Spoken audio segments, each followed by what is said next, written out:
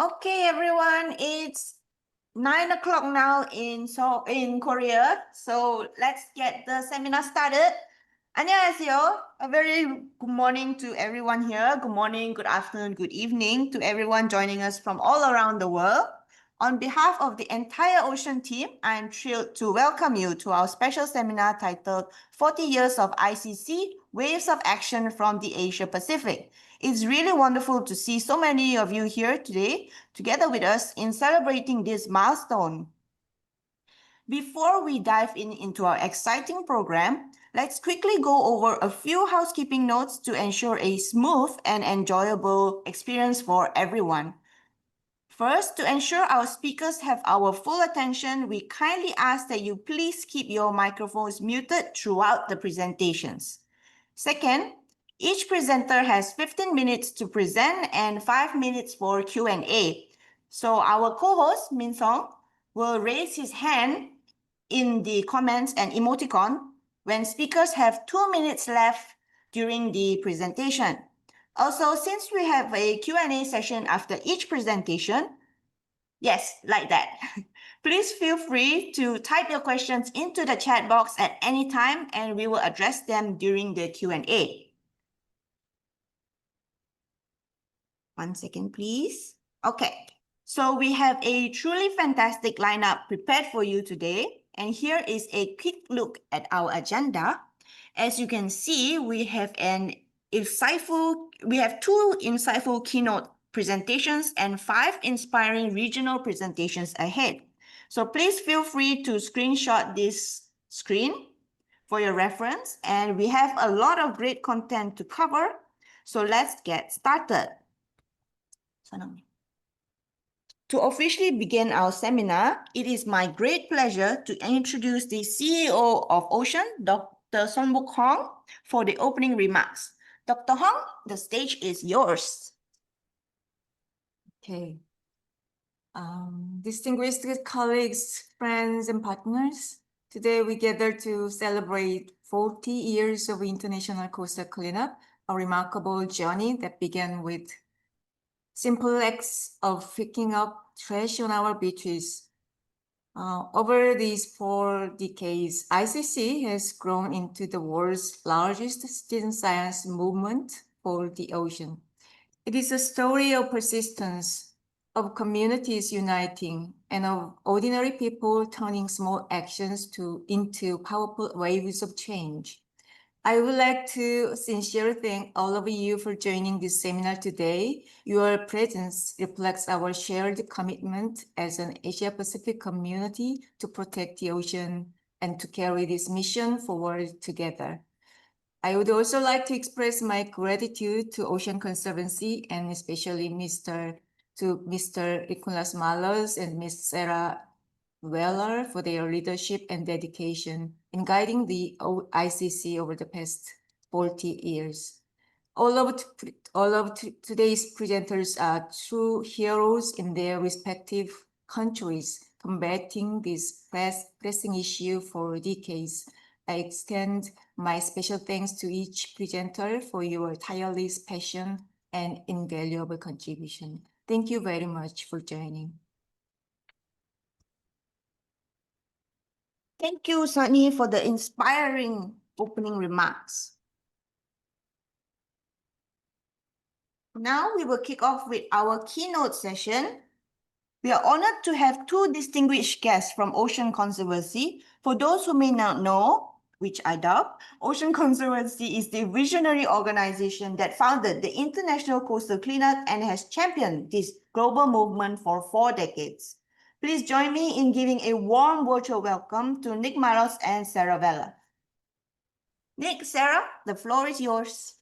Well, thank you so much. And I want to just express my deep appreciation to Ocean, to Sunny, to Alicia, to everyone for inviting us to have a few moments to speak with all of you today, and to all of you just for everything that you have done over the years to make the International Coastal Cleanup possible. I think a theme you will hear throughout my short remarks and likely from Sarah as well is it is a great honor, privilege, and responsibility that Ocean Conservancy takes on. And we feel grateful to get to be kind of the convener of the International Coastal Cleanup, but none of it would be possible without incredible partners like all of you who are mobilizing incredible efforts in your own countries. And certainly no region around the world has been a bit more influential and impressive leader than Asia Pacific. So again, it's a true honor for us to get to be here and just speak with you a little bit today, but also to have the partnership and friendship with all of you for so many years. So with that, I'll go to the next slide, please, Sarah. And I just really, at the end of the day, I think for us, when we think about the ocean at Ocean Conservancy, our primary focus is making sure that people around the world from all walks of life, decision makers, know that we need the ocean to live on this planet, and that if we are going to continue to rely on the ocean to do all of the amazing things that it does for us as the human race in our everyday walks of life, we need to change our relationship with the ocean. Because right now we are putting far too many pollutants and other things into the ocean while taking far too many things out, whether it's fish, whether it's minerals, etc. And all of that equals a future for our ocean that remains uncertain. And none of these threats are more visible, next slide, Sarah, please, than what you all know far better than most on this planet is the threat that plastic pollution poses, right? We know you all have heard this statistic many a times, but more than a garbage truck worth of plastics is entering our ocean every minute, more than 11 million tons every year. And in addition to just degrading our coastlines, being aesthetically unpleasing, we know it has very real effects for the health of our ocean, for the animals that live there, the economies that depend on it, and increasingly very real concern around the threat that it may pose to human health. Next slide, please, Sarah. But we also know that the science provides a very clear roadmap for how we address this problem. And it is 3 pillars that are required, and we must do all of them at the same time. And that is reducing the amount of plastics that are being made and used, increase our ability to manage and recycle plastics that do need to be used in our everyday lives. And also, even if we do those things to the best of our abilities, we must continue to clean up. So next slide, please. And I emphasize this point because I think so often, people want to say, oh, well, cleanups alone won't solve the problem. We know that. And I think all of us would love if in like 5 years, 10 years, 20 years, there was no longer a need to do the cleanup.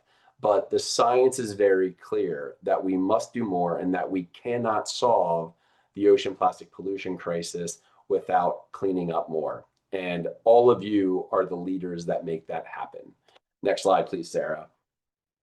And we, again, at Ocean Conservancy are honored for what the International Coastal Cleanup has transformed into over the last 4 decades, becoming not just an effort to remove plastics and record data from beaches, waterways, and the ocean, but truly a global movement that unites people all around the world from all different backgrounds around a common purpose of keeping our beaches clean and recording information and data in the process. And it is true that there is no other effort out there that has kept more plastics out of the ocean and other threatening debris than the International Coastal Cleanup.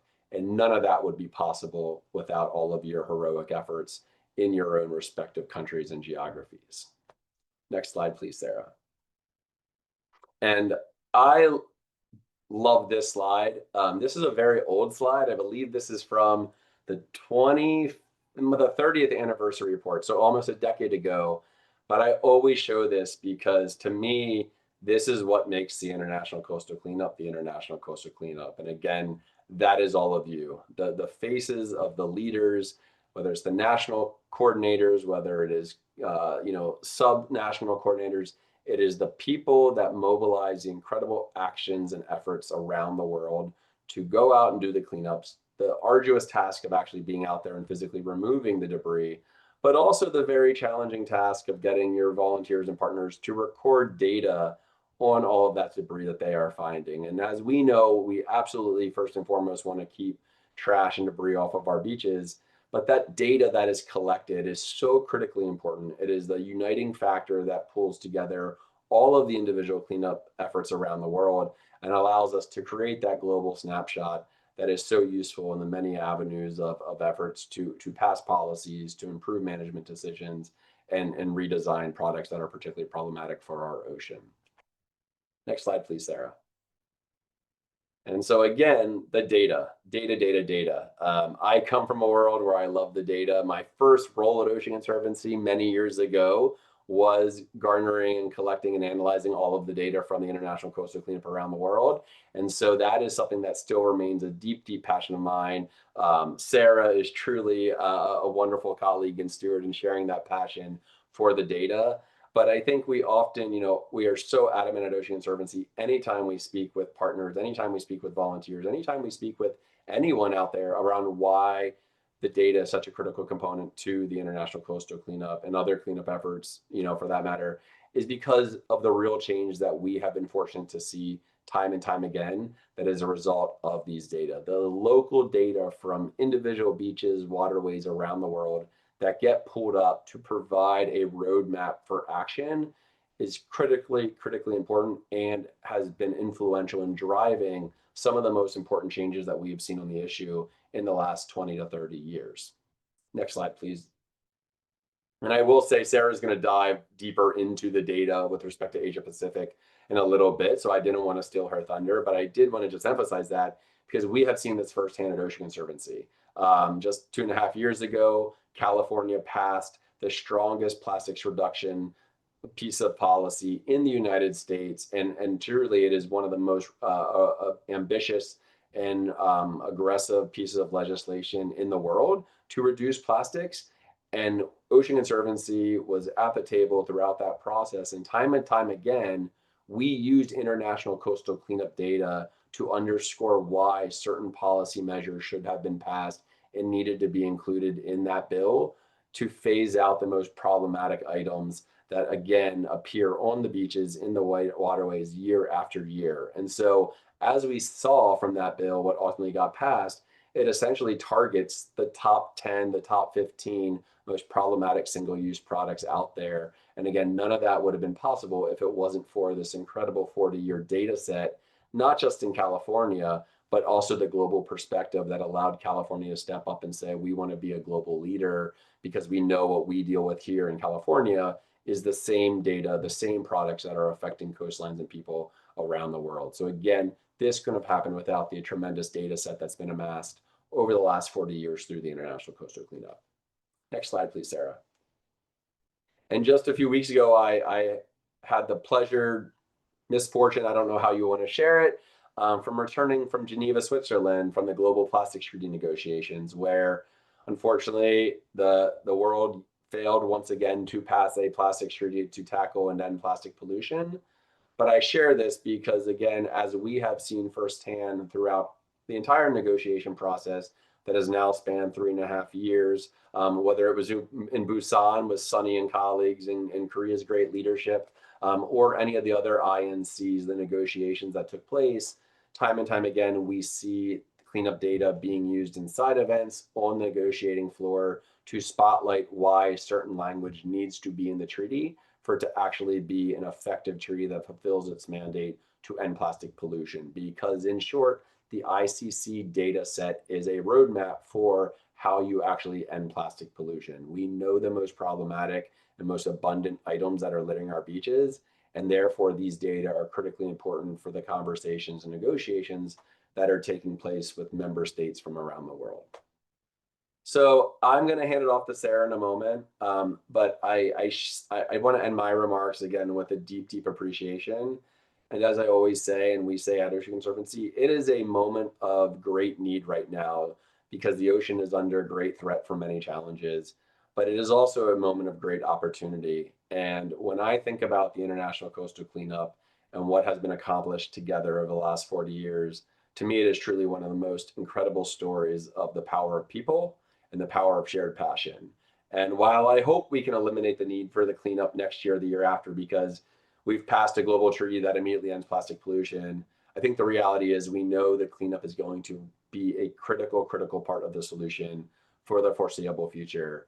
And at Ocean Conservancy, it gives us the greatest bout of confidence knowing that we can continue to tackle the international coastal cleanup and the issue of plastic pollution through partnership of the International Coastal Cleanup Network because of the leadership and passion and impact that all of you have created for 40 years and we know we will continue to create together in the years ahead. So with that, I want to thank all of you just on a personal level for the inspirational work that you do that makes me get up every day and excited about coming to work, but also the true impact that all of your efforts have on our ocean and the communities that depend on it. So with that, I will hand it off to Sarah to dive deeper on the data in Asia Pacific. Over to you, Sarah. Thank you, Nick. Hello, everyone. It's a pleasure to be here with you today. And not to harp on it too much, but I do just want to echo Nick and thank you all for your dedication to the ICC and however many years that might be for you. I was very thrilled that Nick was available to speak today because I know you all hear from me a lot. I'm in touch with you. I'm lucky enough to be in touch with this network on a daily basis, on a monthly basis. So for me, the ICC is every day. And then this is just the very exciting time of the year that we all get to activate and, you know, flex our powers. So thank you for your dedication to the event. And I'm hoping I'll share a little bit more, just a little bit more color from the region specifically, from kind of the data collection side of things, some logistical things that you've probably heard from me before, but it's always good to reiterate the beauty of this network is that there are constantly new partners joining. There are people kind of phasing out, retiring through, but then fresh perspective and fresh eyes as well, and fresh leadership, which is always really exciting and reinvigorates the effort every year. And I think that's part of the reason why we've been so strong for 40 years and continue to grow as a network. And like Nick said, in your region specifically, it is an immense effort. A number of countries in Asia Pacific top the list of top participating countries when you just look at sheer like volunteer participation and turnout year after year. And we know this because of the data collection, which I won't go, you know, too deep into. You've all heard me talk about the tools that we have available, the resources, and really Ocean Conservancy's role, kind of what we mentioned earlier, is to really try to just be this information hub and the glue that sort of keeps this network together, helps with a unified voice for all of us to have each and every year, and just feel prepared to have the tools that you need to empower volunteers and just the average people that are showing up at cleanup events to take that charge and to be that citizen scientist for the day, or even if they don't do the data collection, just help them to understand the issue at a deeper level. All of it makes a difference. So you know that we have our CleanSwell app, we have the data cards that we've always had, you know, year after year, probably in about 20 different languages now. So it's very exciting to see these methodologies grow. I think on a recent APLM meeting, I shared some new methodology guides that we have, and I'm happy to share that again. I can put that in the chat since we might have some additional folks in the audience today. But we continue to try to finesse these methodologies and make it as easy as possible for volunteers to get involved and for cleanups to collect any sort of data, whether it is a subsample or a transect or just a portion of your event that you're doing the data collection. So if you're interested in that, or if you've had data collection challenges and you want to really dive into it in the years ahead, maybe that's a goal for you. We do have these methodology guides that are brand new. They were created with advice from our ICC Advisory Council, of which Ocean is a member. Dr. Lee is a part of that advisory council of very trusted partners who help us to, as a global network, move forward and like I said, finesse just the process that we have in place for cleanup events. And then you probably also know about the TIDES online open access database. Nick mentioned the data, the importance of the data. That is our repository where anyone can go at any time and really with just a couple of clicks get the data reports that you may be interested in. So I'm going to share a kind of a brief overview of some of the regional data from recent ICC, and then of course our global statistics. But if you're ever interested in doing an analysis of your own, if you're doing a deep dive, perhaps working on some research for peer-reviewed articles, the database is there for you, and we're here to help you find the data that you need. And this does reach back to about 2016 when the app, the CleanSwell app, do have historic data, and being a partner of the ICC, you have by extension have access to that data in our archive system. So if you want to look back and see, your country, you can always reach out to us and we can help you find and pull those historic data so that you can do these analyses over time. So here are our grand totals globally. I want to make sure I'm not cutting off the slide here. The immense impact that we've had as a global community, it's kind of hard to even grapple or picture these numbers together, which is why we so often put social math and other kind of visuals in our annual ICC reports, because the average audience taking a look at the impact that we have just from really one day of effort, of volunteers' effort globally. It might not be on that third Saturday of September. It may be a different day of that year, but this effort that comes out every year for us to get these global statistics and this global snapshot of the marine debris problem, and specifically some of these items that are obviously particularly pesky, like the plastic pollution issue. These are our cumulative stats. And again, we can share more detailed reports if you're interested in some of those 40-year grand total data that we have. And then I just wanted to also put a couple of screen grabs. These are actually about to be published in this next International Coastal Cleanup report that I know you've heard me mention is coming out any day now. So these are actually statistics from these 3 regions or sub-regions from last year's ICC. And it's always fascinating for us to kind of take a deeper dive into and start parsing out the data, not only regionally, but as many of you know, the TIDES database can get very detailed, and you can zoom in and look at even, comparing different stretches of beaches in your own location, different provinces, different states, different zones, however you or your decision-making entities may be assessing the problem. The data do tell that story. It's very interesting. And we always tell volunteers that the data are used in this way and for this type of assessment. So just a little sneak peek at kind of where we're sitting here in Asia Pacific, and looking at these items. These are familiar to us, right? And they're very similar to the global top 10 that we also publish, year on year. Most of these are plastic. Almost all of them are either, partially or fully comprised of plastic. So again, keeping tabs with that trend. And even as policies are implemented in certain locations, we hear, from partners that the data help us track the effectiveness of any of these decisions that are these policies that get put into place to work on preventing some of these items. So that's another, aspect of the data that I find particularly exciting and hopeful, in that if we can get this global treaty and if we can implement some of these sweeping changes that we know we need to see for our ocean, the volunteer data are still going to be important moving forward, so that we can understand how effective these policies are and where we might need to be making those changes and what other items we might need to be targeting in the future. And again, I'll just note, if you are interested in more finite data from your location, your country, please reach out. We're happy to pull those data for you. It's just there's probably tens of thousands of entries now in the TIDES system between what we have, since 2016, and then including the archived data.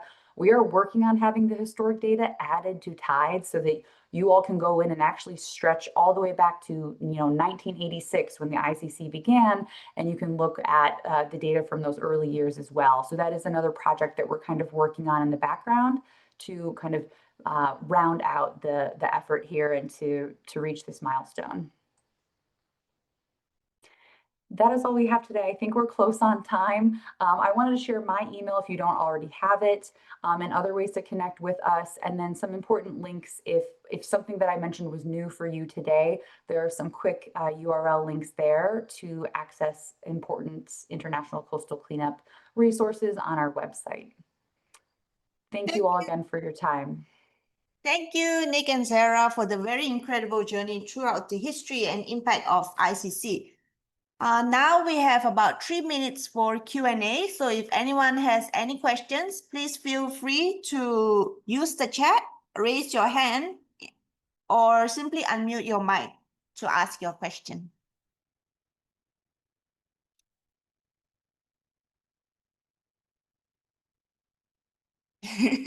Seems like everyone is very clear with OC.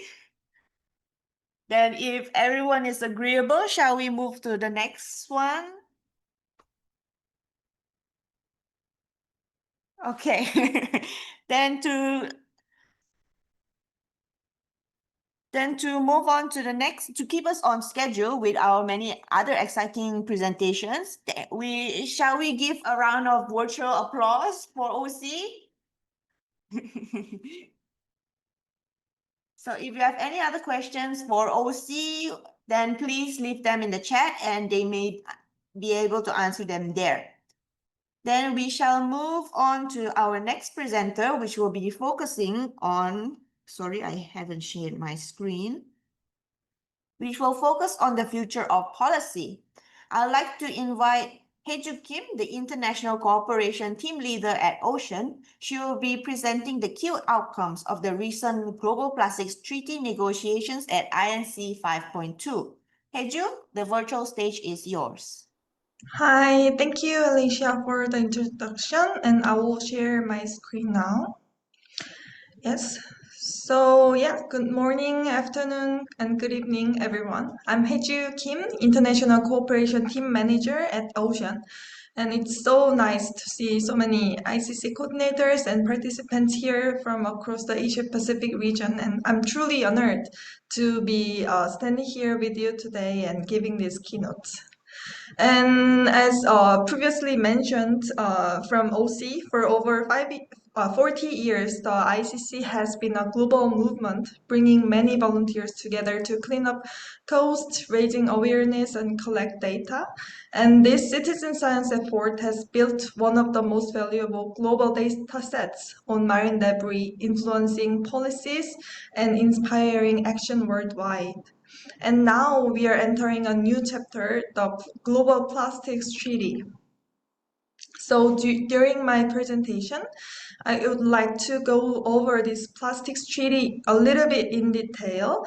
And my goal in this keynote is to connect our work at ICC to this historic process and to spark ideas on how the experience and data we built over the past 4 decades can be embedded in future global policy and action. First, I know many of you are already familiar with the Global Plastics Treaty, but I'd like to start by briefly revisiting its background and context. So the rationale behind this treaty is really clear. Plastics lie at the heart of all three major planetary crises: climate change, biodiversity loss, and pollution. Since there are a lot more to cover later, I'll move through this part quickly. And the worsening marine litter crisis built strong global consensus to act. It led the UN Environment Assembly to form an expert group in 2017 and launch formal discussions. I'm also going over this part very quickly due to time limitations. So over the next few years, these efforts culminated in the 2022 Assembly's decision, which member states unanimously adopted Resolution 514, committing to negotiate a legally binding international agreement to end plastic pollution. Oops.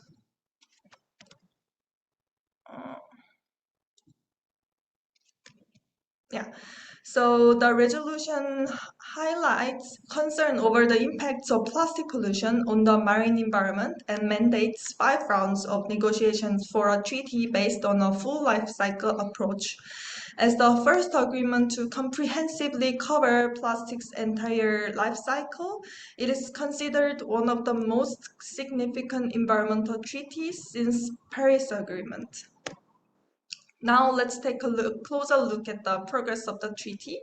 And given its broad scope, I'll focus on the elements most relevant to the international coastal cleanup activities. So after the UNEA resolution I mentioned earlier, countries met for 5 rounds of talks, and the treaty was expected to be finalized at INC 5 in Busan last November, but that didn't happen, as Nick also mentioned during his presentation. And a resumed session, which is INC 5.2, was held in Geneva this August for another attempt. But as again, many of you already know, the negotiations once again ended without a finalized text. So what happened in Geneva? And OCEAN has long been engaged in the treaty process, so I also attended INC 5.2 as an observer. And on the 8th day, which is 13th of August, the chair presented the chair's text proposal for this INC 5.2, a compilation of prior negotiations as the basis for the final talks. However, the draft removed key elements essential to a full life cycle approach, such as production reduction, toxic chemicals, health issues, focusing narrowly on waste management. This drew strong opposition from governments and civil society, calling for the strong plastics treaty to really end this plastic pollution. Despite following 2 days of late-night negotiations and public actions, no agreement was reached and talks were postponed. This underscores both the complexity of plastics governance and also the urgency for a global solution. So from now on, I'd like to turn to the treaty provisions most directly relevant to the international coastal cleanup. And since the treaty text has not yet been finalized, we will look at the most recent draft, the chair's revised draft text proposal dated August 15, which is the last day of INC 5.2. And for your information, while it's unclear whether the next round of negotiations will use this version or a previous one or a new text altogether. So the overall structure is unlikely to change significantly. And as you can see, the text is organized into general provisions, core obligations, means of implementation, and procedure and operations.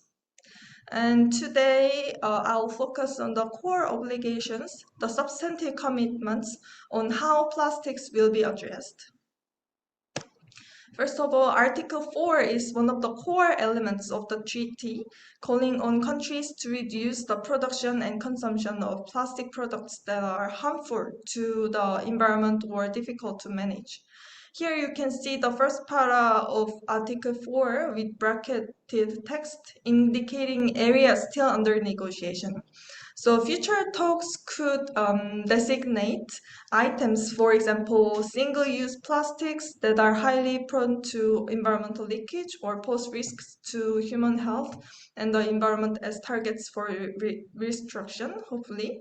And the strength and enforceability of these measures will be key points in upcoming negotiations. So if the treaty succeeds in reducing problematic plastics, we can expect long-term changes in the types of litter collected during ICC activities, as well as an overall reduction in waste generation.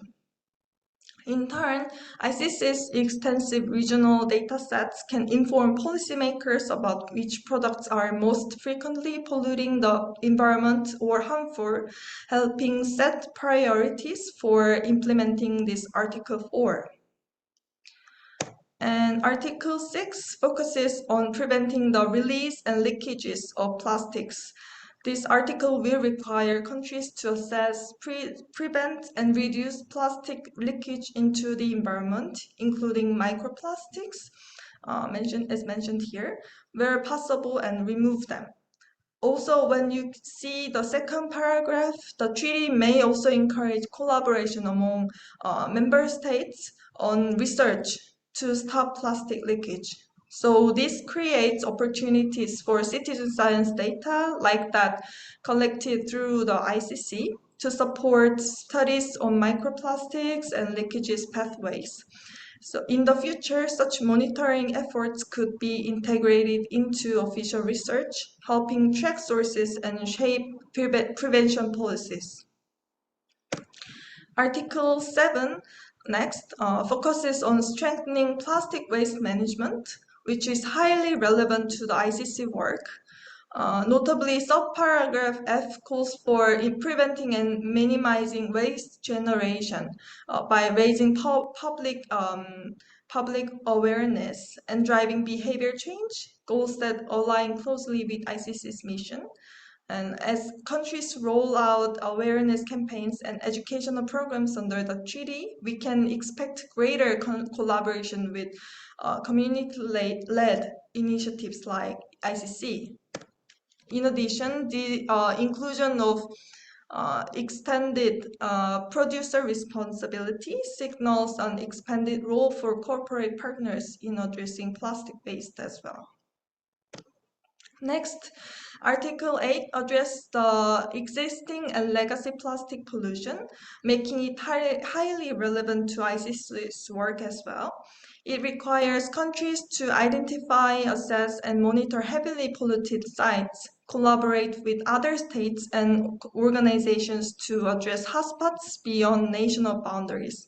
The treaty also calls for cleanup measures at identified sites, guided by standards adopted by the Conference of Parties, which may establish an international cleanup mechanism to provide technical and financial support.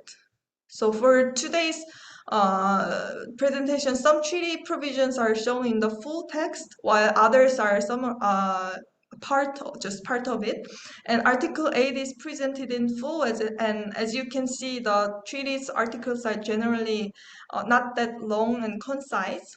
So paragraph 2, which means that there will be more of work during the conference of the parties once this treaty is adopted. So paragraph 2 also outlines the establishment and role of the Conference of the Parties, signaling that future negotiations and work will be driven largely through the the Conference of the Parties. This also suggests that much more work will follow as the Plastics Treaty continues to take shape and be put into action. And once the treaty is finalized, ratified, and enters into force, governments will officially designate and manage high-priority pollution sites, creating opportunities for ICC, I believe, with its long-standing expertise and data to play an even more prominent role. It's about the conclusion. Based on these core obligations, we can expect significant shifts in the roles of ICC, communities, governments, and partners in the years ahead. First, as governments take on greater responsibility for implementation, coastal cleanup activities are likely to evolve from voluntary one-off events into formal national and local programs with measurable targets. This may include dedicated budgets, integration of results into environmental and administrative strategy, statistics, and stronger coordination between field activities and official monitoring. To support this, ICC data will need ongoing quality assurance, standardized classification and calibration for effort. And second, civil society and local communities are poised to gain influence. The treaty preamble emphasizes integrating scientific knowledge with indigenous and community knowledge systems, and some articles call for NGO cooperation in awareness raising, education, and research. Governments are therefore likely to formalize partnerships with many grassroots civil society organizations, such as many of here, and incorporate civil society expertise into national planning and evaluations. Standardized data and information sharing platforms will further increase policy value of field data. Third, the treaty framework can create a powerful feedback loop between field data and policy. ICC data could become core indicators of treaty progress, shaping new policies that in turn influence local action and resource allocation.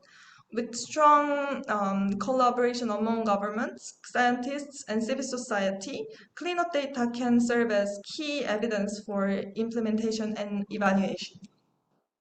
Finally, the Asia-Pacific region has long been identified as a plastic pollution hotspot. This makes the region both a critical stage for treaty implementation and a testing ground for change.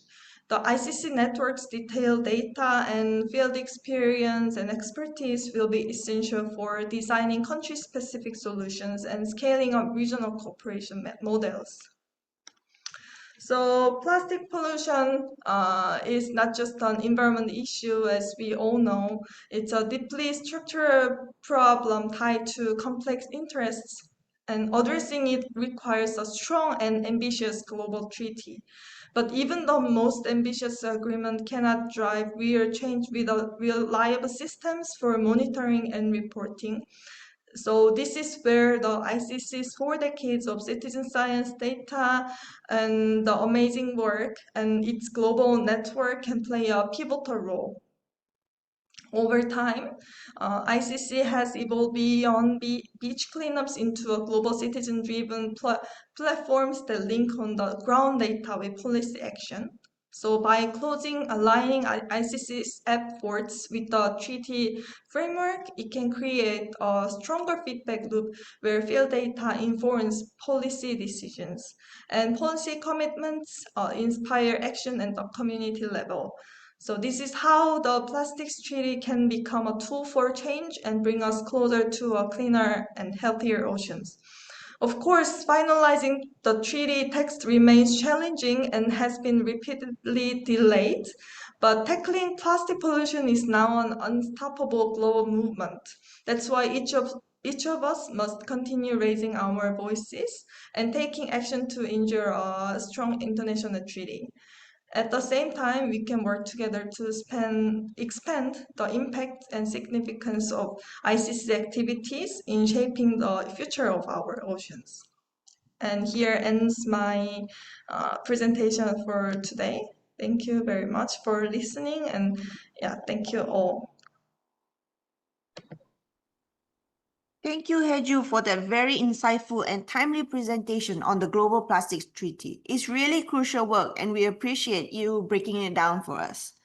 Now we'll have about 5 minutes for Q&A. So as before, if you have any questions, please raise your hand, unmute, or type your questions into the chat box.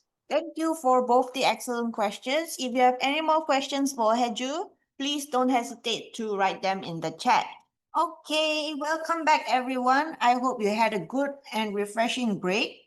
Now we'll move on into our first round of regional presentations where we get to see the waves of action firsthand from across the Asia Pacific. First, we travel to Bangladesh. We will hear from Muntasir Mamun from Kewkradong Bangladesh, an adventure and social welfare organization that proudly leads the ICC coordination efforts across the country. Mun, we are ready whenever you are. Hello, everyone, and very good morning. It's been a while that we haven't been met. Usually we used to meet every after 2 or 3 years. Perhaps this was the longest gap, but still we are meeting this time even on virtually. Thanks for OSEAN, thanks for Dr. Sunny, Alicia for arranging it. Okay, I'm going to my slide. So my story is how it all started in Bangladesh. And to be very honest, only 4 people liked the idea when I pitched it. So let's have a small video that we have produced from ICC, then I'll get back to my slides. So please play the video.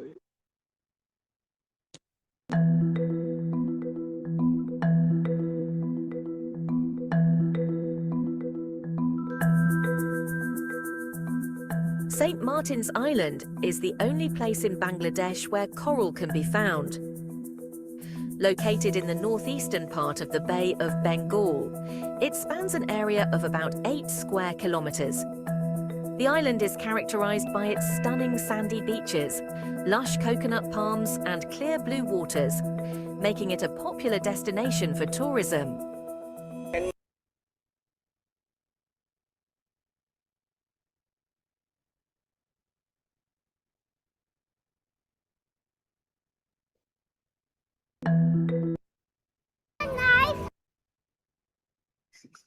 Can't And be. clear blue waters, making it a popular destination for tourism.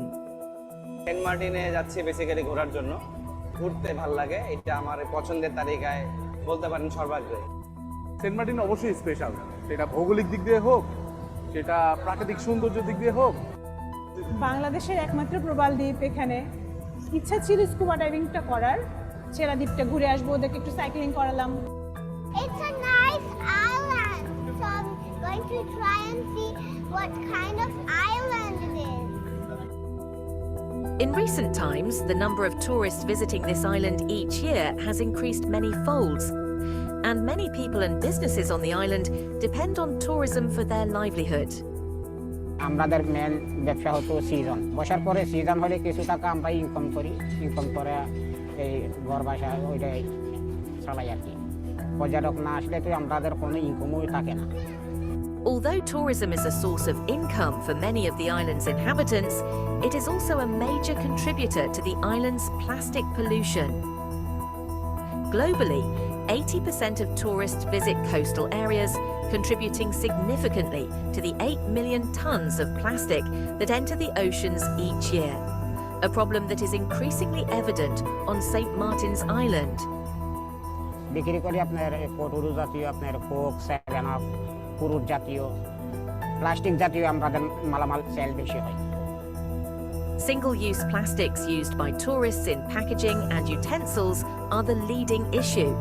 This pollution not only harms marine life, but also deters visitors, leading to economic losses for coastal communities. আমরা যারা tourist, আমরা যাই, আমরা নিজেদের পছন্দ মতো আমরা নিজেদের আনন্দটাকে উপভোগ করে চলে আসি, বাট আমরা কখনো চিন্তা করি না যে আমার পরের জেনারেশন বা আমার পরে যে যাবে সে কি পাবে। আমাদের উচিত আমাদের বাচ্চাদেরকে এটা শেখানো, আমাদের নিজেদেরকে মেনটেন করা, যাতে আমাদের প্রাকৃতিক সৌন্দর্যগুলো আমরা সারা জীবন এভাবে পেয়ে যাই। Household items from local communities are another major source of plastic pollution on the island. Globally, approximately 460 million metric tons of plastic are produced annually. Much of it from single-use products like bags, bottles, and packaging. This global trend is reflected locally, where the widespread use of such items contributes significantly to the plastic waste problem. আরা ধরি দলা করি, আরা ধরি host করি তো গাঁড়া ফিলিয়া সাই মাই গাঁড়া ফিলি, নহলে অতিরিমা করি রাখি। এখানে মনে করেন কোনো লোক এগুলি সংগ্রহ করার জন্য আসে না, এই জন্য আমি এগুলি এক জায়গায় জমা রাখি, জমা রাখার পরে আগুন দিয়ে পুরা দিই। আর পুরা না দিলে এটা বাতাসে চারিদিকে উড়িয়ে এই যে মাঠ ঘাটে এদিক ওদিক এলোমেলো হয়ে যায়। Improper disposal leads to pollution that harms ecosystems. Households, local markets, or shopfronts contribute to this problem via littering, inadequate waste management, and reliance on disposable plastics. Surrounded by the Bay of Bengal, for many of the islanders, fishing is the only means for a livelihood. Traditional and commercial fishing operations are widespread in this region. St. Martin's fishing industry is a significant contributor to the island's plastic pollution, primarily through the abandonment of fishing gear. This includes nets, lines, and ropes that are either intentionally discarded or accidentally lost during fishing activities. একটা ট্রলারে প্রায় 5 লাখ টাকার জাল লাগে। আমাদের এখানে আপনার ইলিশের জাল আছে, কালো সাদার জাল আছে, ফুগা আর ছুরি এগুলোর জাল আছে, 3 ধরনের জাল আছে আমাদের এখানে। জালগুলো আপনার 3 মাসও টিকে, 2 মাসও টিকে, আবার 6 মাসও টিকে। পাথরে পড়লে তো জালগুলো নষ্ট হয়ে যায়, জাল যখন নষ্ট হয়ে যায় এগুলো আমরা বাইরে থেকে টেকনাতে কিছু লোক আসে ওই যে তরমুজ ক্ষেতের জন্য মানি নিয়ে যায়। A portion of these nets are then repurposed in agricultural processes. But with no disposal system in place, most of these discarded nets that have no use end up washing into the ocean eventually. These ghost nets then wreak havoc on coral and marine ecosystems. Tourism-related pollution, a non-existent waste management system, and unsustainable fishing practices are devastating St. Martin Island's ecosystem. So it is pivotal to educate and raise awareness among locals and tourists on the impact of plastic pollution. One such initiative is the International Coastal Cleanup.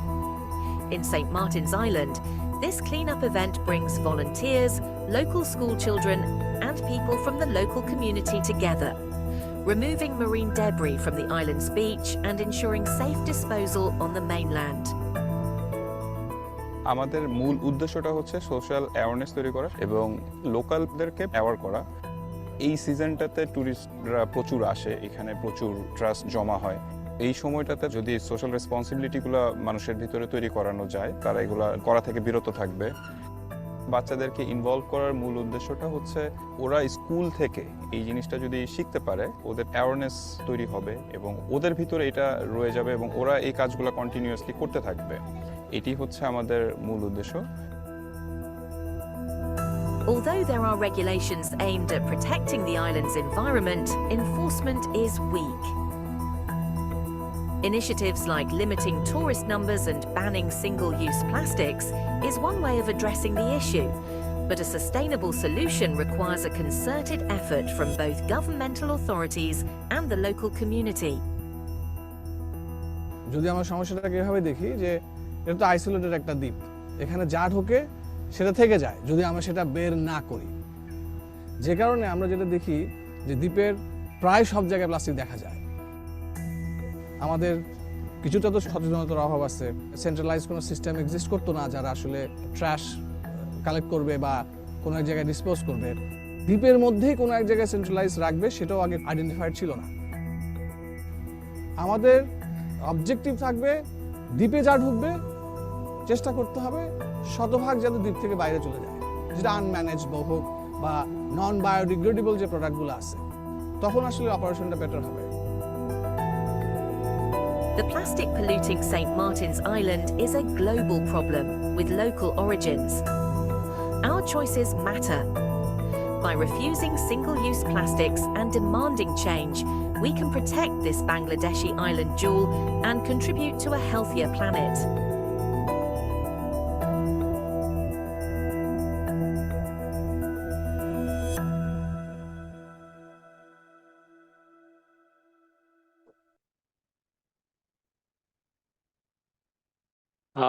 Thanks for watching it. So it was a brief story of the way we conduct ICC in Bangladesh, but this is a story after 20 years of trying.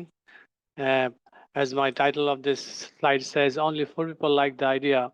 We have started our journey in 2006 officially. Before that, the organization as a named Kewkradong, we have formed it in 2000, early 2000, with a group of 4 of my friends. We used to do a lot of adventure activities like riding, trekking, cycling. So we thought, why not trying something different? So interestingly, during that time, back in 2005, I have got an invitation to go to Japan in a program called International Mountain Conservation Meet. It was, yeah. And during that time, I met one personnel from Philippines, and he said, since you are from Bangladesh, and Bangladesh doesn't have many mountains, but a lot of rivers are there, why don't you do international coastal cleanup? It's a good thing to start. So he insisted me to write to OC, and I did that. It was 2005. That was the first day we have done our first cleanup, unofficial cleanup in Bangladesh. And only that 4 friends of mine, they said, okay, why not? We can try to do this. The problem is the place we live or we grew up in Bangladesh, that's pretty far from the coast. So it's around 8 hours journey from Dhaka, the capital, to the beach city. It's called Cox's Bazar. So four of us, we went to the beach city. We tried to convince a school teacher, and he found this initiative is good. Then we got 50 to 60 students from the school, and that's how we have started the whole journey since 2005, and then officially we have started in 2006. So our story is more or less like this, and after that it's been doing well. For a country like Bangladesh, here is trash is not a big problem, because big problem means psychologically, socially, economically, we do have a lot more tougher question to answer, but trash is not one of them. So when we address it, the trash as a problem or a plastic as a problem, it might take more time to get it to the greatest momentum, I would say. Now the government is, listening. Government is taking steps to reduce the plastic waste, or our collection systems are getting improved. But our problem, or any country like Bangladesh, has a bigger challenge to address debris as a problem. Um, Not only it's a hype, but it's a problem like climate change, which is now getting a stage, and I believe in future it will be much better. And we have done a number of cleanups in a formal or informal capacity. We do have an organization, but we run very informally and based on mainly core volunteers, and we ask people to join. Sometimes people does, sometimes they don't, but it's all right. We are still running well, and we could manage to uh, hold a couple of small seminars, lectures, conversation with locals, a lot of interventional plans, and lately we have started working with. We did work with our government, and they wanted to know our actual scenario of our coast. So we did a survey for a couple of months. The biggest problem is, since Bangladesh is the biggest delta on earth, we have hundreds of rivers cutting across this country. So we have a huge, long, sandy sea beach. It's around more than few hundreds of kilometers. So it's really very difficult for any team to manage it. Rather, we focus on keeping our voice loud, just to drum it up as much as we can. This is how we are doing it, and yeah, it's been a while, and yeah, we're happy with it. It's been close to 20 years. This is a slide that I would say we were. This slide is showing the data from 2011 till 2024. We have only tried to show showcasing the beverage bottles, the difference between PET and glass, and the rise of these numbers is correlating to the number of tourist per destination or a specific place. It says a lot of insights, because our habit is not changing that much that we were expecting. Plus the economic growth in every country is getting more economically solved every year, and since 2020, after the COVID, people has got more money to burn, and I think they are spending more time and money in recreational purposes. So recreation means people buy a lot of consumables, especially food, or food which is packed in a single-use plastics. Yeah, this slide is showing that, and then number of male-female ratios in our programs. As I said, Bangladesh is a Muslim country, but we have a large number of female participants every year, which is a good thing, and it is increasing. In most of the cases, females are way more active and responsive. They can take better responsibilities than guys. That's a fact. I think the flag is up. I'm running out of time, and I think every country, every organization has this sort of stories to tell. And stories are not very small, short, but to wrap it up, I would say it's a great opportunity to share our stories, and the slides will be up if anybody wants to get more information from the slide or anything from our side, wants to know more. I'll be very happy to share. Thank you once again for the fascinating look into the cleanup efforts in Bangladesh. We will now take about one quick question for Moon, and then we'll move to our next presenter, which is from Vietnam. We'll be hearing from GreenU, a local social enterprise that empowers communities to create a green, clean, and sustainable future for Vietnam's coastal ecosystems. We are delighted to hear from Trang. Trang, the floor is yours. Thank Alicia. Did you hear me well? Okay. Good morning and maybe afternoon for this guests, colleagues, and friends. Today is a very special day.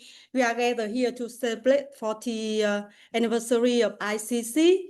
And for Vietnam, it's 25 years since we joined ICC movement.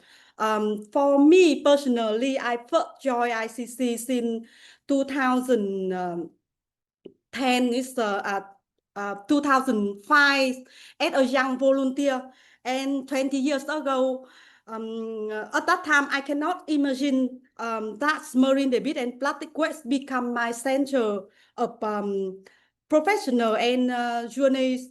And today is also special day, our national days. As my country celebrates independence, but I want to speak another kind of freedom, that freedom from marine debris and freedom from our sea and our coast and our community. You may know that Vietnam is a country with nearly 100 million people and 56 million people living in the coastal province along a coastline, and our economic is grow 6% annually, which is a lift up million out of poverty, and growth is also bring a lot of trouble in West.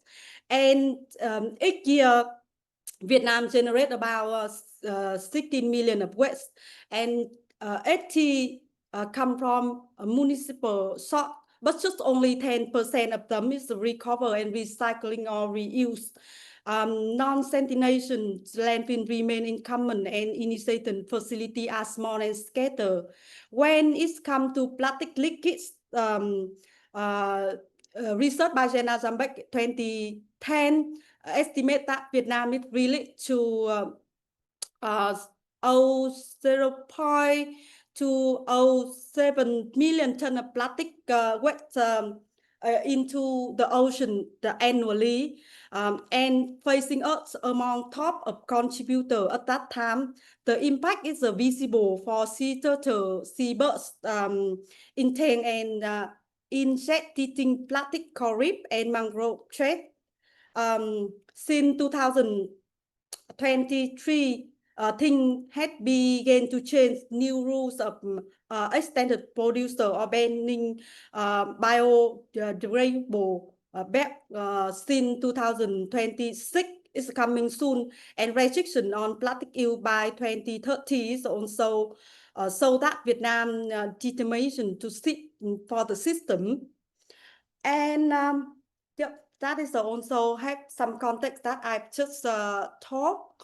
And cleanup in Vietnam, we just back a little bit on history of cleanup. Before 2000, coastal cleanup in Vietnam were considered part of local sanitation duties, small and quiet. Since 2000, first major international coastal cleanup took in Khánh Hòa province with support of Coca-Cola, and marking is a turning point. Since 2001 and from 2001 and 2018, awareness is growing. Youth and Youth Union, Women Association, school, NGO, and business also join hands. People begin to see that is collecting trash not only about clean needs, but also protect livelihoods and ecosystem. From 2019 onwards, the interest is growing. Some company like the Body Shop, Green Hub, and Clean and Green Vietnam amplify for the movement. Between 2016 and 2025, ICC record that 1,000 volunteers and clean up were organized. But the story is not clear. During the COVID pandemic in 2020 and 2021, we saw the numbers the collect just only 50 cleanup and 31 participants in 2021. And the activity is increased again 2022 and 2023. Before it's slightly going down over decades. More than I think more than 83 tons of plastic were collected, and I think nearly 100 items were documented. So here's I generate the map based on AI, some cleanup location with involvement along the Vietnam coast, almost the province. They also join the ICC with the supporting by NGO or even the volunteer group.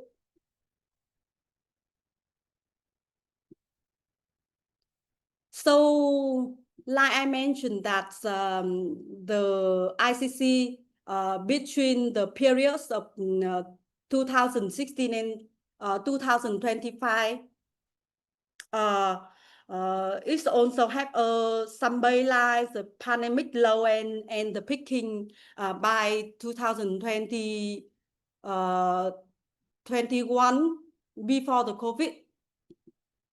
And because the ICC data cannot capture before the 2016, so this is a personal data that is showing the meaning of data. When we found the polystyrene foam and plastic bag is the main the item that we found.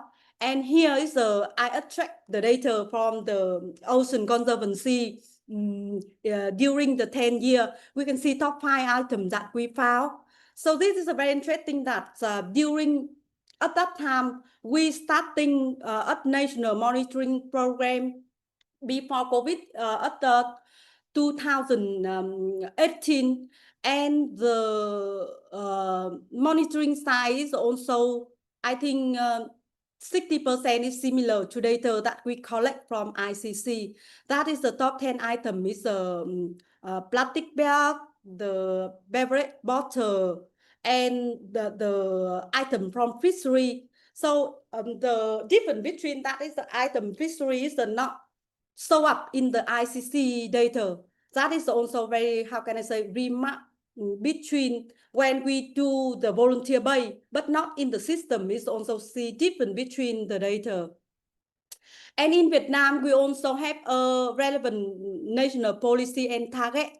In our national policy and target on marine plastic waste, that we aim to reduce 50% of plastic waste by 2025 and reduce 65% by 2030. Actually, currently now we are at middle of the targets, but we not yet can count because of lack of national database system. Actually, in our system, we government just also use the secondary data, but not the data came from the field trip. And we also have environmental law and special, like I mentioned, that mandatory EPR with the recycling roadmap with target is also very supportive collecting for data, collect. And not just only the clean up, but another initiative is also become a catalyst for the border trade. For example, in Phú Quốc, Clean and Green initiative had collect quite hundreds of plastic waste. And business also step in Unilever. It's a big brand, and return recycling, they collect more than 17,000 tons of plastics. They aim for and the Retailer Alliance also organized the plastic free shopping day. A lot of activities are going, and we despite the progress, we still face with some challenge, that because data quality is inconsistent, depend on volunteer skin barriers, and the international litter classifier is hard to apply for Vietnam, and technology support is also very limited. Like I mentioned, that we have not yet have a unified the national data set. So it's meaning that evidence is fragmented and sometimes it's underused. And the ICC is a volunteer based, so it's irregular. Many people still feel my action wouldn't change anything when they join the activity. And because ICC based on volunteer, so it's some area, not much activity is also very difficult to check the data and see the real situation. So the mitigation implication that we think about for land-based solution. This is a strategy at global level. We also agree upon. How about it for Vietnam? So we think that turn the ICC event into evidence. That is very important that we agree. So we think about standardized form and up. Even some group they still use the oceans well, but some group they didn't use the UN and other. And linkage between clean up to the waste system. Collect trash must be not just only pile up again or somewhere else. It should be sorting and supporting for recycler or reuse or properly wet treatment. That is very important. And supporting for policy for the system change is also very important. Wet cleanup data can be informed for EPR enforcement and guide for the local wet management plan, and puts up industry to redesigning their product. And expect the expanded network and hotspot mapping is also very important. And how we can connect the local action to the global commitment. Even the INC 5.2 not yet come up with some agreement, but we still that this movement of global is very important for at country level. And the last thing I want to say that ICC had been a wave of action for 40 years, and my next 40 years bring us to closer for the future, where cleanup is no longer necessary because our production, consumption, and waste system become truly sustainable. That is our hope and bring it to this seminar. Thank you very much. Thank you, Trang. That was a very wonderful presentation. Now it's time for any questions or comments for Trang. The floor is open. Now moving on to our third presentation for this session, we invite Mr.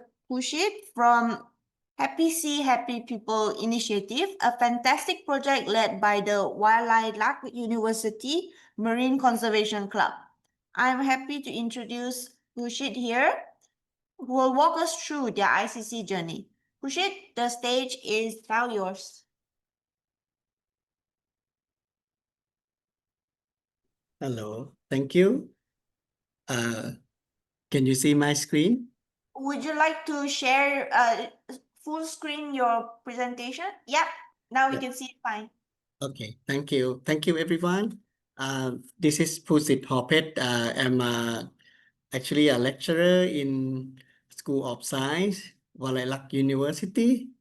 And today I would like to share with you about the activity that run by the group called HSHP, or Happy Sea, Happy People, from the southern part of Thailand, and how this organization, this group emerged and related to the ICC, and how the activity that we have done and what are the future of the activity.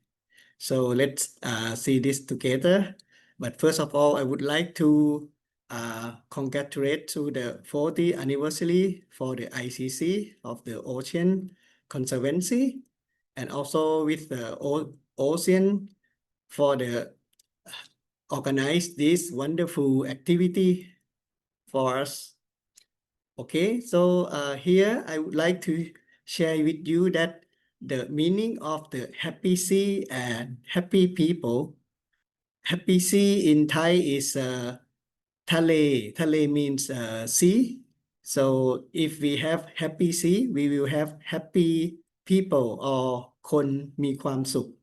Okay, this part of the group belongs to the Marine Conservation Club at the School of Science, Marine Science program.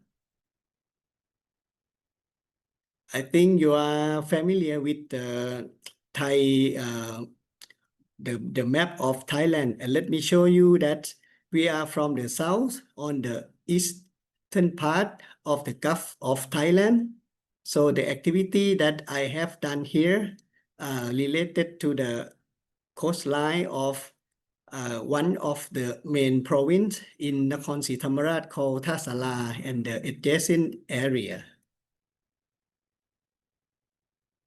So from here you can see that Nakhon Si Thammarat is a bit about middle part of Thailand, of the south of Thailand, and here we have a multi-cultural part of both Buddhist and Muslim in the area. So let me show you this part of the Thai coastal area, which is actually we have a long coastline of both Gulf of Thailand and Andaman Sea sides, which the ecosystem include the sandy beach, muddy beach, mangrove area, estuary, and fishing village, which can be vulnerable from the marine debris problem. And most of the marine debris problem come from single-use plastic that we found in the daily life, for the plastic bottles, for the fishing gears, and other related to household activity like food container, plastic bags. And this impact can be widely seen and affect to the marine life and to the local community. So as we are now aware of the problem of the marine debris, mostly come from the single-use plastic that we use in the daily life.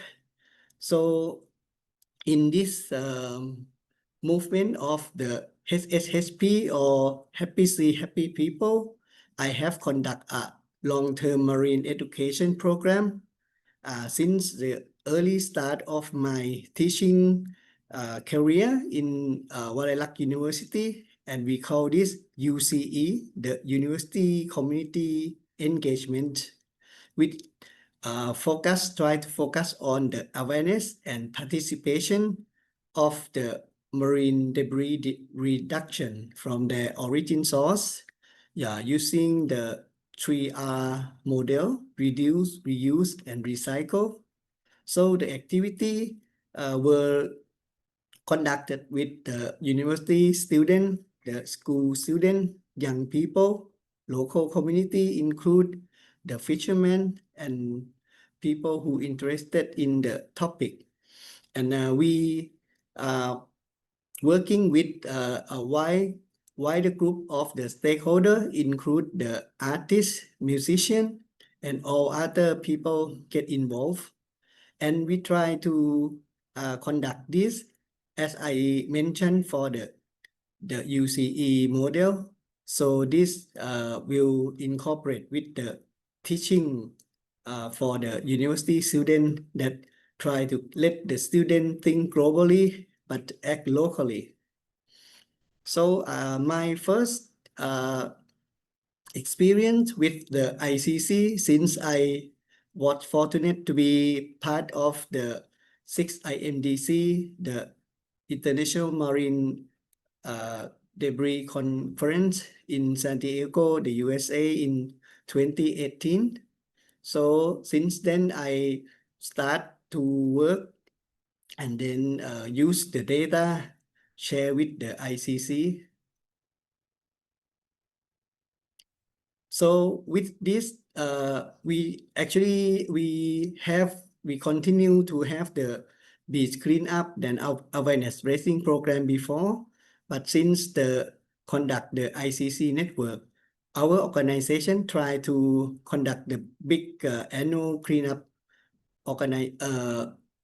event in the local area with the school and the community, and the collaboration with the all possible stakeholder, with the local government, volunteer, and the NGO, and also in particular with the DMCR, the Department of Marine and Coastal Resources, who in charge largely for the work and the management of the marine debris in Thailand. And also this try to link to the ICC goal for the zero waste and the single-use plastic reduction. And we use and report the ICC data and use the Clean Swell application for global database.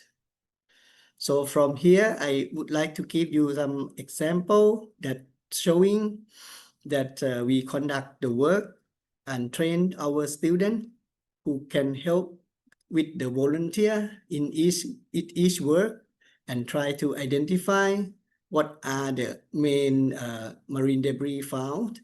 As here, I'm sorry in Thai, but it showed that in one occasion with about 30 people, we can get about 45 kilograms of the dry marine debris, and most found items are plastic bags, followed by the straw and foam pieces, rope pieces, and plastic cups. So this kind of data that we can show that relate to the source of the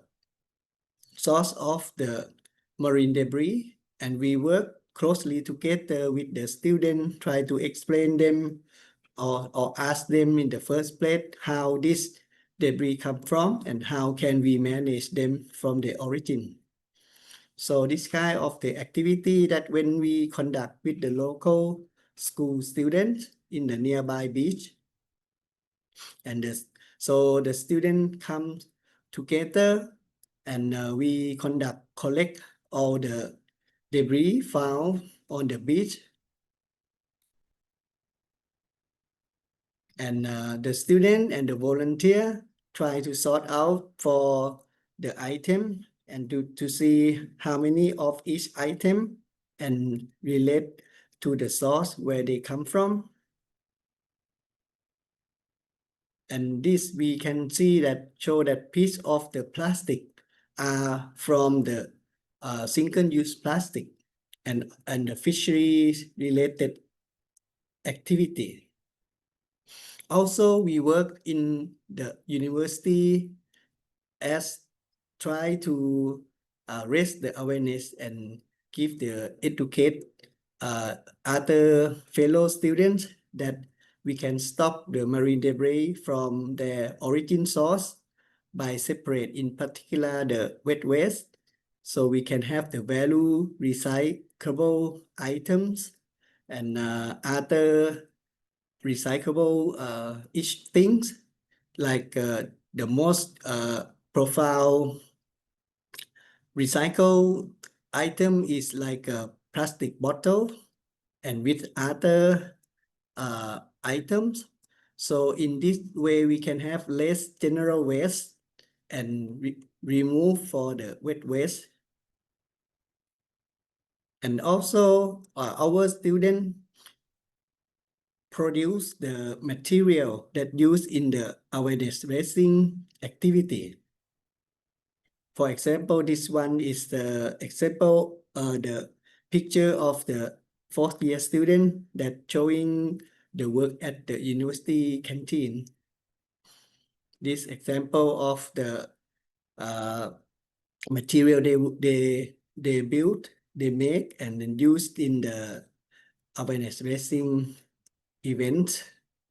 And I was again in 2022 at the 7th IMDC in Busan,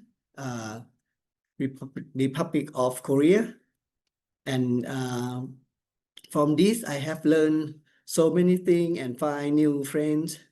And we still conduct and we related the work together. For example, I have invited Mr. Plastic Man, Mr. Stefan, to my student in 2023. And also with the Ocean organizers and well-known artists, that they have a remarkable art exhibition, which I have learned many new things from this.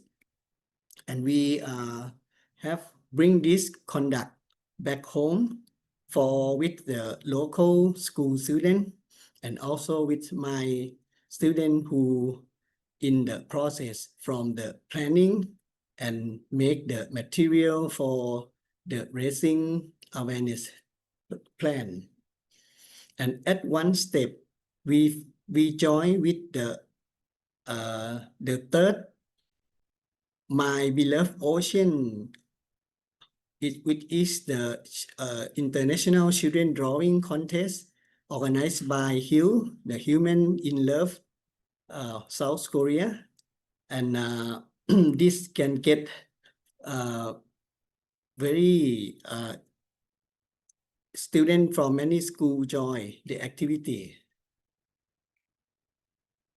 And for the public engagement and the campaign, we, as mentioned, that we try to have a main cleaning activity in the either World Oceans Day or International Beach Cleanup in September, and also other important local conservation dates, like in the 14th of April, which is the Dolphins Day.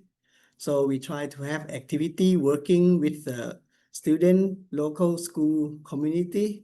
The name of the activity, for example, like Beautiful Beachcomber or 3R OK campaign. The sea fence, when people tie up on the beach and clean up their own beach, and then we compare how many of the waste they can collect.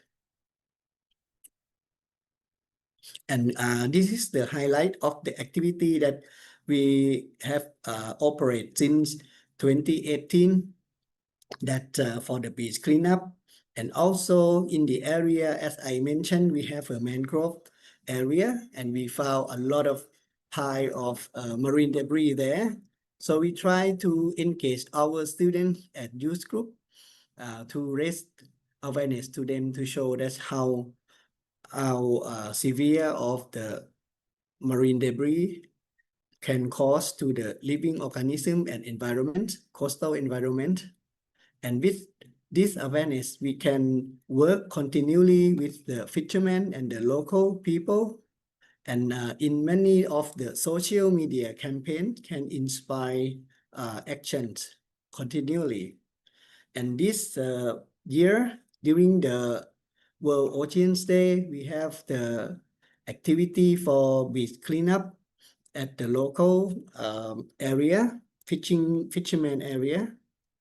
And in this particular activity, not include my student, we join with the volunteer about 150 persons, and we collect the dry marine debris for about more than 250 kilograms, and most are the single-use plastic and for the fishing gears, and this we provide the result to the ICC. And as after student work with after they set of data and the activity, they present this at the national conference led by the Department of the Environmental Support, and they won as the Golden Award for like 5 consecutive years. And so this is our proud of the activity, and that make more than that, make the student can see that what they do are very important to their local area. And also very important that we continue to work with the young people, with the local volunteer, and also with the networks, academic network at the regional and at the national levels. So the lesson learned from what we have done was like the community participation is very important, and the data that we collect can connect the local action to the global issues when we can see that the single-use plastic from everyday life, and then we can change that to the good old days with behaviors like not using the plastic bag, but use the food container that we can reuse again and again. And this kind of the activity can increase the long-term awareness. With the help, the collaboration gets stronger. And for the future generation, I think we will try to expand the cleanup sites with the partnership and the community involvement. Even in the area, we can do for some limited work, but then we can broadcast this on the social media and can help to strengthen the citizen science and to show the data reporting, and also to link this with the blue carbon and coastal environmental projects and inspire next generation to care for the ocean. Lately this year, we get the invitation from the beach cleanup group in Penang, in the USM, the University of Science, Malaysia, by Dr. Annette. And in a few weeks after this, we will conduct another activity, and hopefully will be for the beach, for the mangrove cleanup with the local mangrove community. So like I showed you before, that in the Nakhon Si Thammarat, in the Gulf of Thailand, and here is Songkhla province, my hometown, about 250 kilometers down south, and Satun in the Andaman Sea side. We try to conduct the work together, and perhaps with our colleagues in Malaysia, in Perlis and in Penang in the coming year. And just last week, I was joining the South-South Cooperation conducted by the government of Colombia on the topic of the blue carbon cost, which 5 countries from Southeast Asia, namely Vietnam, Indonesia, Malaysia, Thailand, and what another country? Philippines, sorry, and more than 10 Latin members country comes together. And this for the topic on the mangrove area, and also how to make the mangrove healthy. So I think to make the mangrove healthy, this will be what the next activity that we will do with the community again in clean up the mangrove, the debris that we found in the area. Okay, thank you. Thank you a lot. Thank you, Bushit, for the very interesting and powerful story. A lot of interesting information from your presentation.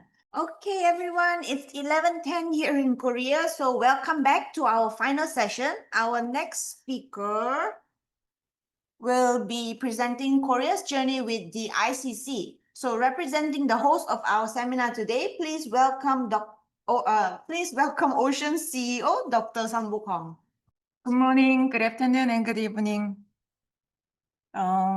First of all, I really appreciate all the previous presenters, wonderful sharing your experiences and insights. Again, it's an honor to be here at the 40th anniversary of the International Coastal Cleanup. Today, I would like to share Korea's journey with ICC, how ICC grew into science, policy, cooperation, and innovation in Korea. ICC was adopted in Korea in 2001 by Korean Maritime Institute, which is a governmental organization. I started my career in marine debris area with ICC in that year as a researcher. My first ICC was a large event with about 500 volunteers, including the Minister of Oceans and Fisheries. From 2002 to 2014, I served as the country coordinator. During my second year in KMI, I found my dear colleague, Jong-myung Lee. The ICC experience not only inspired my life mission, but also led us to establish Ocean in 2009. Before ICC in Korea, public awareness of marine litter was very low. At that time, people still believed the ocean could take care of itself. But we were all of us shocked by the very dirty and polluted things recovered from the sea. The major response was to clean up the submerged debris. But the ICC offered the first opportunity for us to look into this issue from different perspectives. One of the earliest lessons we learned from ICC was that marine litter is not the same everywhere. Globally, shoreline and recreational activities were the major source based on the ICC global data. But in Korea, the data showed something very different. Ocean waterway related activities showed a higher level when we compared it with those from other countries and other continents. This was the beginning of evidence-based understanding of our problem. So ICC not just about picking up trash, it is also about recording data. Through the ICC experiences, Jong-myung and I had to thought we need to design more specific monitoring programs. So we designed the Korea National Marine Debris Monitoring Program and persuaded government. And for the last 16 years, we and Korea government monitored our coast, identifying the most urgent items and the sources. Based on these results, we developed alternatives, proposed new policies, and launched public campaigns. This shows how data from citizen scientists can influence real policy change. Cleanup is important, but prevention is even more critical. In Korea, we reduced styrofoam buoy debris. This is the most serious item in Korea, drastically by replacing them with durable alternatives.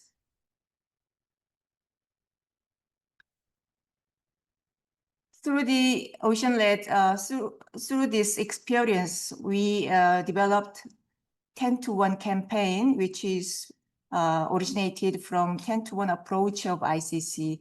We are working to reduce the top 10 marine debris items by 90% in number of debris per 100 meters. This is a measurable action aligned with Sustainable Development Goals 14.1. Sustainable change requires education and empowerment. Since 2010, we have held weekly seminars in Korean for our NGO partners and our ocean staff, monthly seminars for our international partners in English, and organized international training workshops. In 2023, for example, we worked with partners in the Philippines. The major group of participants were governmental officers in the Philippines. So capacity building is what turns awareness into action. My journey with the ICC also helped me grow as a researcher and as an expert. Jong-myung and I earned PhD degree in marine litter studies, published international academic papers, and led more than 100 research projects. Jong-soo Lee, my colleague, got the PhD degrees after analyzing 16-year monitoring data in total just last week. This path has allowed us to contribute not only to science, but also to policy and education. From the spirit of ICC, we expanded to our new program, Ocean Nights Initiative. Ocean Nights is a citizen-powered and data-driven initiative designed to find hotspots for efficient marine debris collection and to report entanglement or damage underwater. Ocean Nights include 4 specialized groups: urban, terra, sky, and aqua nights. Each group operates in a different domain: urban streets, coastlines, the sea surface, and underwater, creating a multi-layered AI-supported monitoring system. Let me give you one example. Sky Nights are observing coastal areas or sea surface from above. They use AI marine debris recognition technologies to identify coastal debris hotspots and to count 10-to-1 items. So this combination of citizen action and innovation in technology is the future of monitoring. Okay, we can easily identify the most important items in Korean beaches, and we can apply this technology to other countries.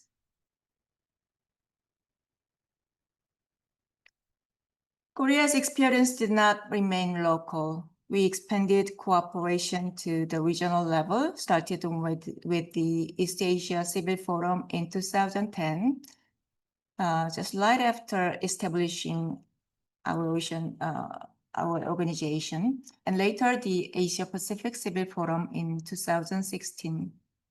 We also contribute to publish marine litter news, which introduce partners, NGOs activities to the international societies twice a year. Now we published 33 issues in total. Several research projects in NGO level or governmental levels could be implemented in these regions too.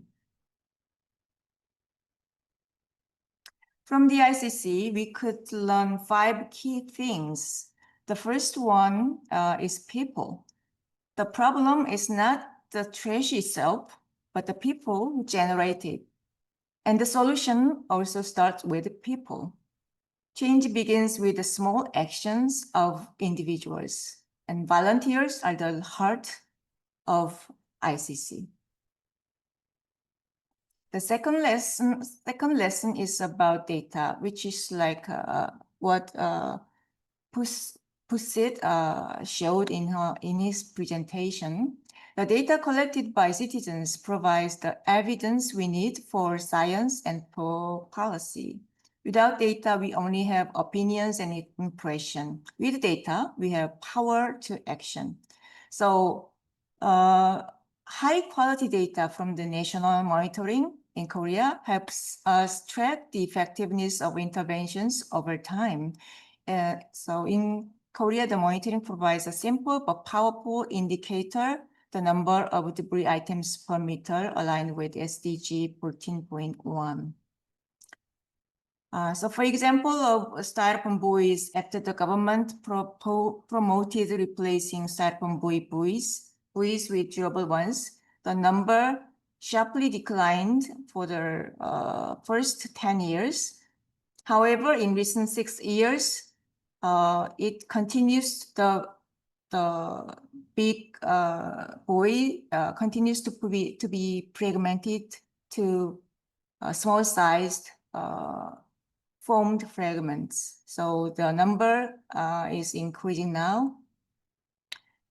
To fully address this issue, all remaining styrofoam buoys must be completely removed.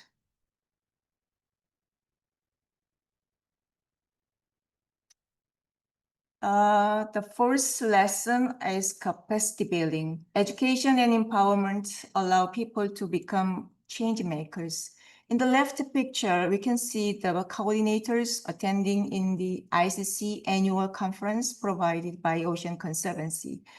It used to be a great opportunity to me. I could learn and feel international connection, could learn a lot of advanced knowledge and information, and feel international connection among all the people who have passion and contributed for their whole life to this issue. So we organized similar events in 2013 and 2014 and excavated Asia-Pacific coordinators of ICC who were lonely people who have combated this big issue in their respective countries.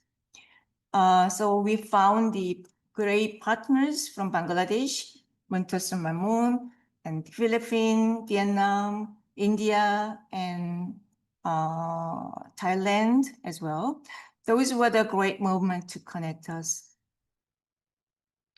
Finally, the fifth lesson in cooperation.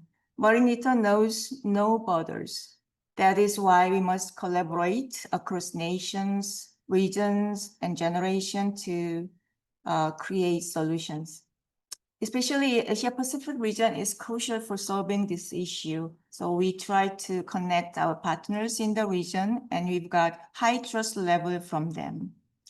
Like Ms. Hezyu mentioned, our cooperation should be strengthened in our future. My 24-year journey will continue among the many global challenges. Plastic pollution has now become one of the 3 major crises threatening our planet alongside the climate crisis. Our journey in Korea has proven effective and is creating clear change. We've been inspired by ICC colleagues from all over the world. We are also working to build strong generational connections. Red box in this picture shows our current ICC coordinator, Min-Sung Lee, who is helping this seminar, and we will continue to take the lead in driving this change. We are battling dirty garbage, but our dream remains a beautiful sea. And finally, I want to express my heartfelt thanks to all the volunteers, ICC participants, and everyone who supports Ocean. This journey would not be possible without you. Thank you very much. Thank you, Dr. Sunny, for the very interesting and amazing presentation. We now invite any questions or comments from the audience.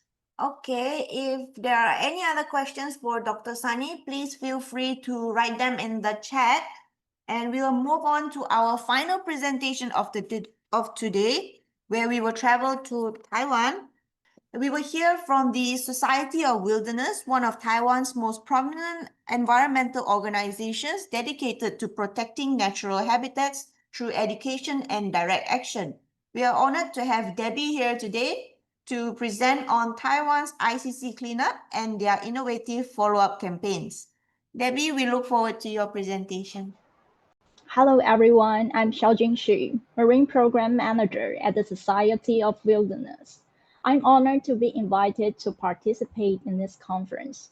Today, I'd like to share Taiwan ICC the follow-up campaign. First, I would like to introduce the Society of Wilderness, which is an important local NGO in Taiwan. Founded in 1995 and has 11 chapters across Taiwan. We own 4 habitats and cares 85 habitats in different cities. We have over 20,000 volunteers and organize many environmental education activities. We also focus on forests, cities, and oceans.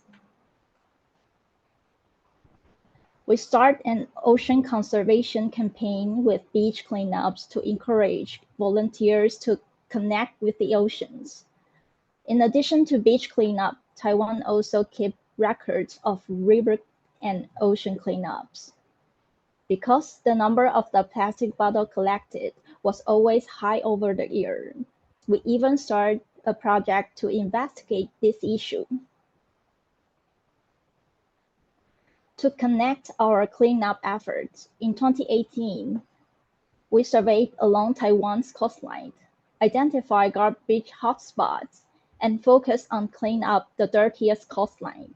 Since 2020, we have completed a survey of riverside garbage in 6 river areas, identified garbage hotspots, and raised awareness through press conference to encourage more people to care about the environment. We began beach cleanup campaign with 2004. In 2010, the Taiwan Ocean Cleanup Alliance was formed with 6 NGOs. We adapt the ICC forms for use in Taiwan and promote it with a website so more people can use it with ease. Annual beach cleanups data has become a shared achievement each year. And we have also expanded the use of ICC form as a base for other survey methods. In 2015, the ICC form was revised to include 19 types of waste commonly found on Taiwan's coastline. This page shows that the ICC form are divided into 4 major types of waste. In 2016, we set up a data collection website. You can also learn the beach cleanup knowledge, the gear needed, and important consideration. And it also reminded everyone to avoid waterbird breeding seasons during these beach cleanups. And this is a beach cleanup songs produced in 2012, as shown on the lower left corner on this page.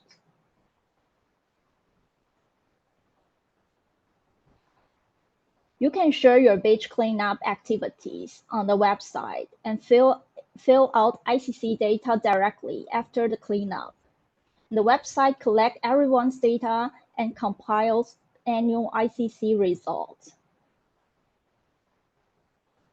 The beach cleanup events held by our organization begin with a briefing on marine debris issue and sharing the ICC data from previous year so that participants can better understand the meaning of the event before taking action. On the day of the event, we will record the ICC data and announce the result at the end of the activities. We will also take a group photos before the trash is transported away. Since its inception, our organization has expanded its influence to local NGOs, schools, government, and the general public. To date, the ICC website has completed more than 4,000 beach cleanups involving 25,000 people, covering 1,300 kilometers and clean up 550 tons of waste. After compiling 9 years of beach cleanup data, it can be seen that plastic bottles and bottle caps are ranked the top 2 since 2016, often exceeding the 3rd ranked item by more than double. Additionally, Taiwan lifestyle habit had led the frequent appearance of plastic bags, straws, beverage cups, and disposable tableware on beaches. As a result, these four types of single-use waste have become the target of Taiwan's waste reduction efforts. The top 10 waste for 2024 shows that, except for the item number 3 and 6, the rest are all single-use waste related to food and drinks, accounting for 75%, while beverage-related waste account for 55% of all. In order to reduce the proportion of beverage waste, we use straws and bubble tea cups collected from the beach to make Christmas tree and snowmen to remind public to reduce such waste in their daily lives. The Taiwanese government has implemented a restriction policy on these four types of items: plastic bags, straws, disposable tableware, and beverage cups, to remind the public to reduce their use in daily life. The chart data shows the initial result of the reduction. In addition to beach cleanup activities, we analyze ICC data to identify hazardous beaches in Taiwan.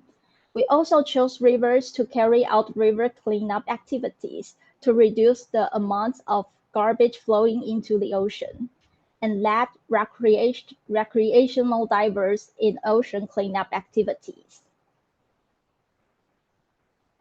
We all hope that one day the beach will be clean again, and we will have the opportunity to run barefoot on the sand.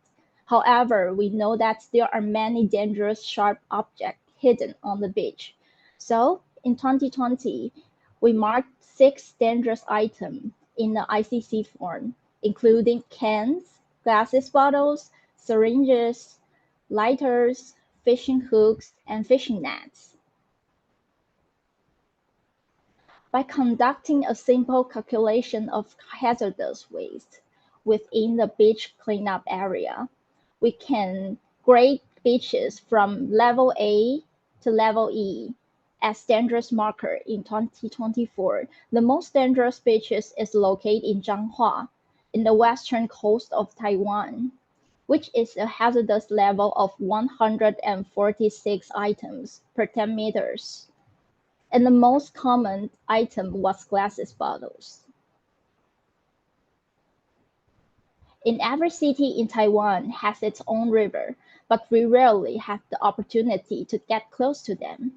In 2019, we let the public into the riverbank to carry out a river cleanup campaign. From expanding river ecology to destruction of the ecosystem. Through repeat river cleanup activities, more people have come to understand that rivers also need our protection. Since 2019, we have organized more than 100 river cleanup activities in Taichung. Unlike the ocean, cigarette butts are the most common type of litter found in rivers. Many participants thought the river was clean, but realized that river also need everyone's protection after the activities. 80% of the marine debris comes from river. We firmly believe that only by taking good care of our river will the ocean be clean one day. We adapt the use of ICC form to record marine debris. Since 2022, we have been conducting marine cleanup activities every summer in Longdong, the northern Taiwan. Ocean cleanup activities carry a certain degree of risks. Each cleanup will require the participants of 30 recreational divers, 15 free divers, kayaks, and paddleboards. to work together to complete the cleanup activities. Before entering the water, we will first explain the sea activities process. Diver will then dive into the sea to collect waste, which will be transported to shore by kayaks and paddleboards. And ICC data will then be recorded. And finally, the local Environment Protection Bureau will pick it all up. The video in the right shows the waste collected from the seabed in 2024.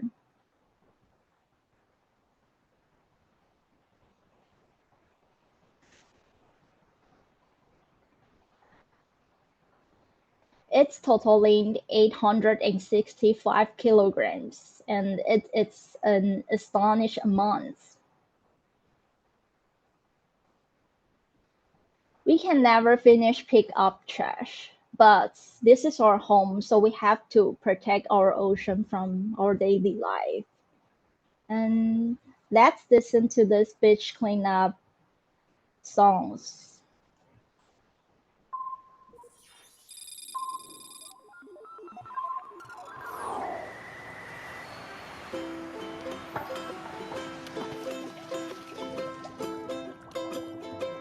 年5749位荒野保护协会的志工一起来清了17695公斤的垃圾。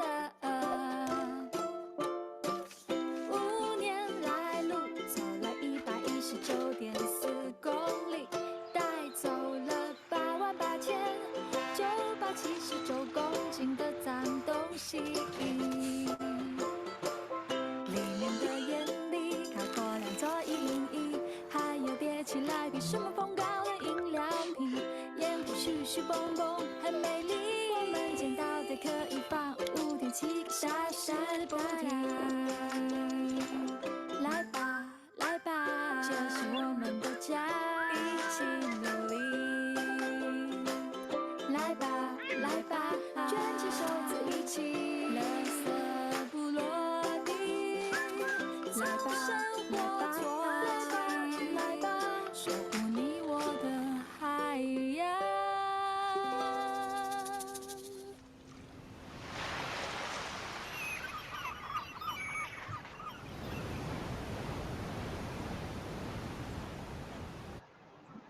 Okay, thank you for your attention. Thank you so much, Debbie, for the absolutely fantastic final presentation. It was really amazing to see the action that follows the cleanup, and the video was also really amazing. With that, we conclude our series of presentations. What a huge and incredible tour of passion, dedication, and action happening across the Asia Pacific. Can we please have a round of virtual applause for all our amazing speakers today? Thank you everyone for sharing your invaluable work with us. As we draw this special seminar to a close, I would like to once again invite Dr. Son Wukong to share some final thoughts and closing remarks. As we close this special seminar, I want to express my deepest gratitude to all the volunteers, coordinators, and partners across the Asia Pacific who made this journey possible. I also want to thank Ocean Conservancy and all presenters today and country coordinators once again for their vision and dedication, which have inspired all of us to continue.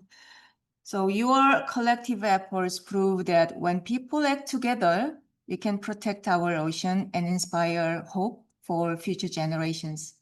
Our COV Station Network Ocean has organized the monthly seminar and meeting for the partners to learn latest scientific findings and share our knowledge and experiences. So I hope we invite more partners from the Asia Pacific region to this amazing network. Let us continue this mission with courage and collaboration for next decades. I would like to close the seminar with my promise to do our best to make our ocean cleaner and healthier. Thank you very much. Thank you very much for joining us today. Thank you. So before we say our goodbyes, we have one last small request. Your feedback is incredibly valuable to us and helps us improve our future events. So a link to a short feedback form has just been posted to the chat. You can also scan the QR code on your screen now. We will be so grateful if you could take a couple of minutes to fill it in. So finally, on behalf of Ocean, I'm Alicia. 감사합니다 and thank you. Thank you to all our speakers for their presentation, for their brilliant presentation, and to everyone, every single one of you for joining us today, as well as your continued commitment to protecting our oceans. We wish you a wonderful day today, a pleasant evening, and a restful night ahead. Goodbye. Thank you, everyone. Thank you. Bye-bye. Goodbye. Thank you, everyone. Bye.